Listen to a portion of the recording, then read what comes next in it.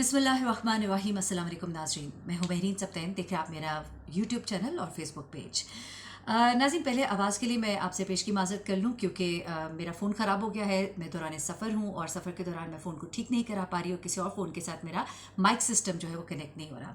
ये ख़बर जो है ये एक सऊदी खातून से मुतल्लिक है, बहुत ही वायरल हुई और ये ख़बर मेरे पास आज से 3 दिन पहले आई, लेकिन चूँकि मैं ट्रैवलिंग में हूँ इसलिए ये ख़बर जो है मैं आपके साथ शेयर नहीं कर पाई। यहाँ पे वाईफाई का सिस्टम जो है वो बहुत ख़राब है। शाम में आपको पता ही है जिस तरह के भी हालात है, इस वजह से थोड़ा ख़बर आपको पहुँचाने में लेट हो गया। लेकिन इसी दौरान में इस खबर के अंदर कुछ मज़ीद डेवलपमेंट्स हुई है, कुछ ऐसी चीज़ें हैं वो मुझ तक पहुँची जो मैं चाह रही हूँ कि आपको मालूम हो इस केस में, जो अभी तक शायद आपको किसी ने नहीं बताई। सऊदी खातून है और 18 अप्रैल को मागला पुलिस स्टेशन इस्लामाबाद में एक कंप्लेन जो है वो फाइल होती है अरेबियन एम्बेसी स्टाफ बदर अल हरबी की जानिब से। अच्छा, अब ये कंप्लेन बदर अल हरबी की जानिब से दायर की जाती है और ये कहा जाता है कि ये खातून जो है ये मिसिंग है, लेकिन ये नहीं बताया गया कि ये खातून कौन है। ये हमने फाइंड आउट किया है कि ये खातून कौन है, किस आला ख़ानदान से इनका ताल्लुक है। और इस शख्स को जो बताया जा रहा था कि बेसिकली ये एक ड्राइवर था जो वहाँ पर काम करता था सऊदी अरब में और उससे मुलाकात हुई, ये बात भी दुरुस्त नहीं, बल्कि ये मालूम हुआ है कि ये ड्राइवर जो है ये इसी खातून के पास काम करता था। और भी बहुत सी कुछ नई चीज़ें हैं। ये खातून जो है ये कितने असर रसूख वाले ख़ानदान से ताल्लुक़ रखती हैं, आप इस बात का अंदाज़ा यहाँ से लगा सकते हैं कि जैसे ही ये खातून मिली है इनको बड़ी ही तेज़ी के साथ वापस इनके मुल्क पहुँचा दिया गया है। लेकिन जो शख्स इस कारनामे में इन्वॉल्व है वो शख्स इस वक्त जेल में है, सुलाखों के पीछे है।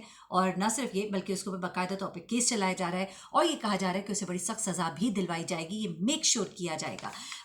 अच्छा, अब मैं आपको ज़रा थोड़ी सी डिटेल बता दूँ इस वाक़े की कि हुआ क्या। होता कुछ इस तरह से है कि ये कहा गया कि ये खातून जो है ये पाकिस्तान आई है, पाकिस्तान आने के बाद ये गायब हो गई है। इस केस में एक पाकिस्तानी सिटीज़न जो है उसके बारे में उसका नाम आ रहा था कि वो इस केस में इन्वॉल्व है और उसने गालिबन इस खातून को अगवा किया है। उसके बाद जनाब सऊदी खातून जो है इससे कबल जो है आपको बताऊं हैरत अंगेज तौर पे मालूम होता है कि पहले भी पाकिस्तान आती रही है और पाकिस्तान आने के बाद वो इसी शख्स से मिलती थी, इसी शख्स के साथ होती थी। आखिर से ये शख्स जो है ये है कौन? सऊदी खातून के अगवा के मुकदमे में जो तहकीकात करने वाली टीम है उसमें शामिल एक एहलकार है। उन्होंने दौरान तफ्तीश जो है कुछ चीज़ें बताई हैं और नाम जाहिर ना करने की शर्त पर ये चीज़ें बताई हैं और कुछ चीज़ें हमारे सहाफ़ी ने हमें वो बताई हैं जो उन्होंने कहीं और से मालूम की हैं। ये दोनों चीज़ें मैं आपके सामने रख देती हूँ। पहले वो बताती हूँ जो एहलकार ने हमारे साथ शेयर की हैं और कुछ ऐसी चीज़ें हैं जो अभी मैं आपको इसलिए भी नहीं बोल सकती क्योंकि वो बड़ी सेंसिटिव है। अच्छा, कराची में वाकई नेवल कॉलोनी में इस सऊदी खातून से इस शख्स ने निकाह किया है। इस शख्स ने गिरफ्तार होने के बाद ये बताया पुलिस को। वो कहते हैं कि वो निकाह के बाद इस खातून के साथ इकट्ठे रह रहा था, ताहम जब उससे दस्तावेज़ात का तकाजा किया गया तो उसके पास इस ज़िम्मे कोई भी सबूत नहीं था। अच्छा, उसके बाद इसमें अब जो दफ़ात शामिल की गई हैं वो अगवा की दफ़ात है। उसके अलावा शादीशुदा खातून से जिनसी मरासिम रखने की दफ़ात का भी इजाफा इसमें किया गया है।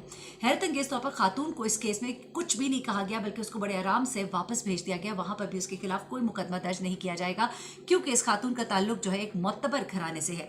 पुलिस एहलकार के मुताबिक तफ्तीश के दौरान जो सऊदी खातून है उसने बताया कि उनके खामन ने उन्हें 2 तलाक़ें दे दी हैं, जबकि तीसरी तलाक के लिए उन्होंने काजी से रुजू कर रखा है। अब पुलिस एहलकार के मुताबिक जो मुलजिम है वो कहता है कि मैं 2 साल पहले जो है 1 साल पहले मैं रोज़गार के लिए सऊदी अरब गया था। वहाँ पर किराए की गाड़ी लेकर बतौर में टैक्सी चला रहा था और वहाँ पर ही उसकी मुलाकात जो है इस खातून से हुई है। लेकिन अब हमारे जो सहाफ़ी हैं उन्होंने कुछ चीज़ें और बताई हैं। वो ये कह रहे हैं कि ये भी उसने गलत बयानी की है। बेसिकली ये शख्स जो है ये इस खातून के पास एज ड्राइवर काम कर रहा था, यानी कि इस खातून के साथ ये काम कर रहा था। अच्छा, उसके बाद इन दोनों को कराची से बाजियाब करने के बाद वापस इस्लामाबाद लाया जा रहा था और इस दौरान उन्होंने ये तमाम तर इंकशाफात किए। उसके बाद इस FIR में जो दावा किया गया था उसके मुताबिक इस अगवा में पाकिस्तानी शहरी मुलविस है, जिसके बाद इस्लामाबाद पुलिस ने सऊदी खातून को कराची से बाजियाब करवाने का ऐलान करते हुए ये कहा था कि हमने मुलजिम को हिरासत में ले लिया है। लेकिन दरअसल ये अगवा का मुकदमा नहीं था बल्कि वो राजी बरजा थी, यानी कि अपनी मर्जी से गई थी।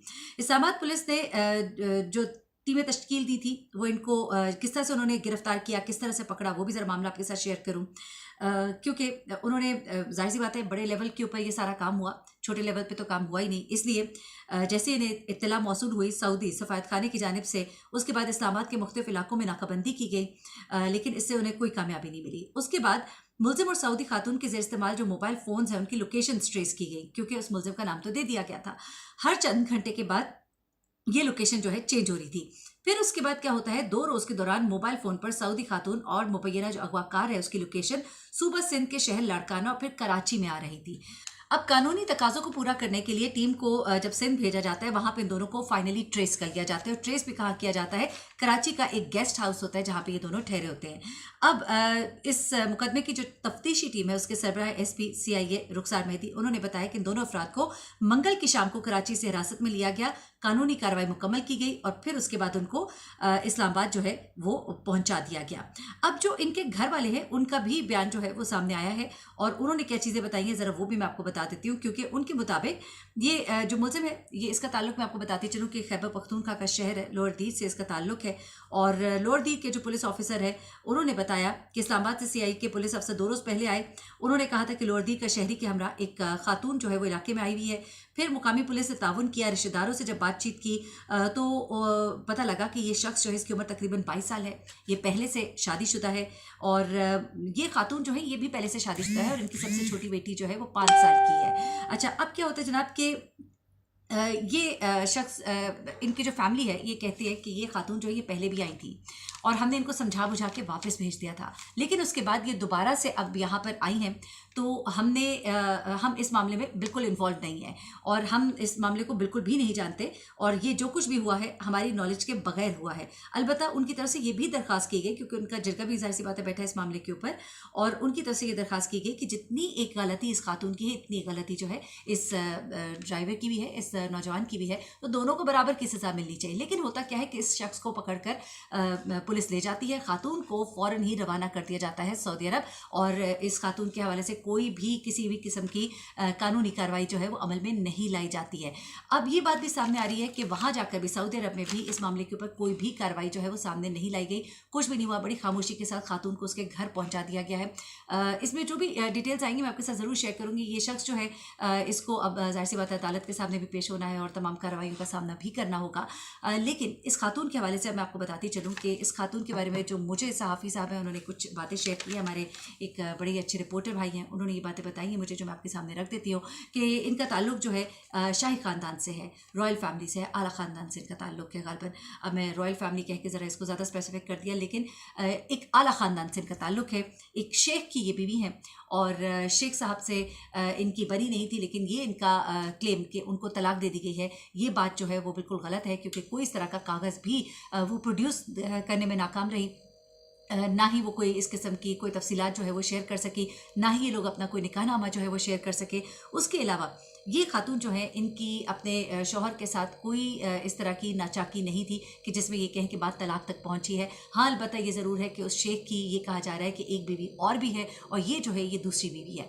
हो सकता है इन मालूमात में से कुछ चीज़ें जो हैं वो दुरुस्त ना हो, कुछ चीज़ें आने वाले वक्त में मज़ीद डेवलप होकर सामने आए तो मैं आपके साथ ज़रूर शेयर करूँगी, लेकिन जो मुझ तक पहुँची है वो यही है कि ये शेख साहब की दूसरी बीवी हैं गालबन, और अब शेख साहब से जान छुड़ाना चाहती हैं और शायद जान छुड़ाई नहीं जा रही। और जो आपको मालूम ही है अरबी शेख जिस तरह बीवियाँ जितनी भी रख लें पिछली बीवी को छोड़ने को नहीं मानते, तो कुछ इस तरह की चीज़ें जो है वो चल रही थी और ऐसे में इनको इस ड्राइवर से इश्क हो जाता है। इस ड्राइवर के साथ ये भाग कर पाकिस्तान आ जाती है और अपने बच्चों का भी कोई ख्याल नहीं करती और यहाँ पर ये पाकिस्तान के मुख्तलिफ इलाकों में ये घूमते फिर रहे थे। फाइनली ये कराची से मिलते हैं और अब इस खातून को वापस भेज दिया गया, जिसका कि अगवा का मुकदमा जो है यहाँ पर दर्ज कराया गया था, जो दरअसल अगवा का मुकदमा नहीं था बल्कि मर्जी से भागने का मुकदमा था। अब इसको भुगतेगा सिर्फ ये शख्स, क्योंकि इसका ताल्लुक किसी अमीर घराने से नहीं है, लेकिन वो खातून जो है वो असुर रसूख वाले घराने से ताल्लुक रखती है। एनीवेज, मैंने कहा इस वाक़े की डिटेल में आपको दूं क्योंकि कुछ फर्दर डिटेल्स थी इस केस में।